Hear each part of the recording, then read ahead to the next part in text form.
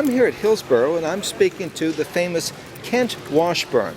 Now, Kent, how long have you been buying and selling glass? For a little over 50 years. About 50 years. And I understand that you've had several shows. Is that right? I've promoted shows. I am president of the National Depression Glass Association and have been associated with their convention show in something like 24 different cities in the country. So I travel nationally.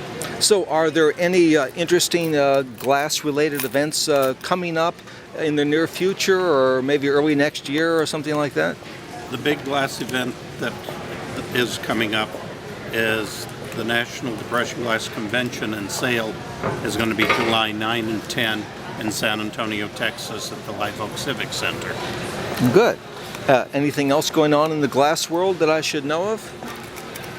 Any problems? Any, I don't know, reproductions hitting the market that shouldn't be? Or the people are buying better and better and more quality pieces. They're buying a lot of standalone pieces. They might not necessarily put a whole set together of something, but if the goblets look right with their china they buy pretty goblets that are complementary. Guys are buying stuff to have at their office. Big ruby pieces, big vases. Mid-century modern is coming on strong. And what are some of the examples of the mid-century modern that is successful these days? I think the leading one in that is Blanco. Would you spell that, please? Blenko out of West Virginia. Their glass is so spectacular and beautiful. Pilgrim, Viking, they did a lot of wonderful colors.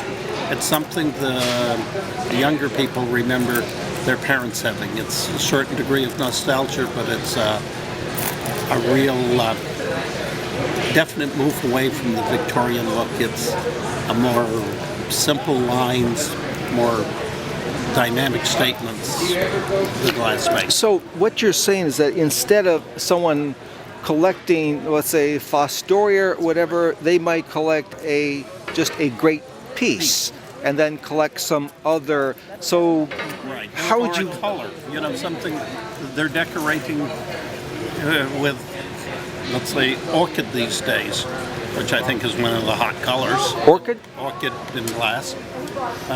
What colors, or what does orchid purple, look like? Light purple. So it's a kind of purple.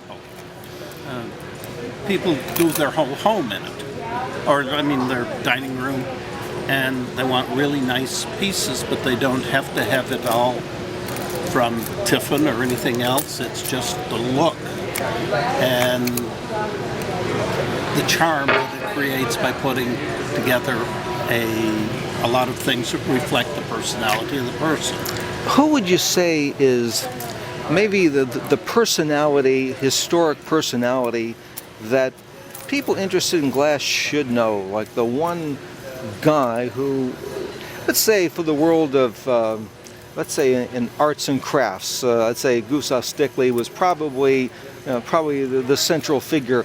Who might you say would be the central figure in glass? I think there are, rather than individuals, I think there are three major companies that you look at. And which were? That's Fostoria, Cambridge out of Ohio, and Heisey. Those are the big three top quality American manufacturers. A fourth one that would be in that category is Tiffin from Tiffin, Ohio. I'm not saying Tiffany, I'm saying Tiffin from Tiffin, Ohio.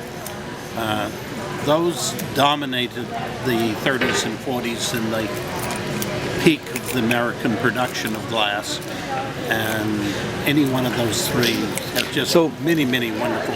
Would it be fair to say that a person who is a professional antique dealer, not a specialist in glass, but just a professional antique dealer, they should at least know those three that you had mentioned? That would be know some of the major patterns of each of those companies. Well, great. Okay, is there a phone number I can publish so people can get a hold of you? And so, I don't have my could you read it? 210-599-0635. Well, great. Okay.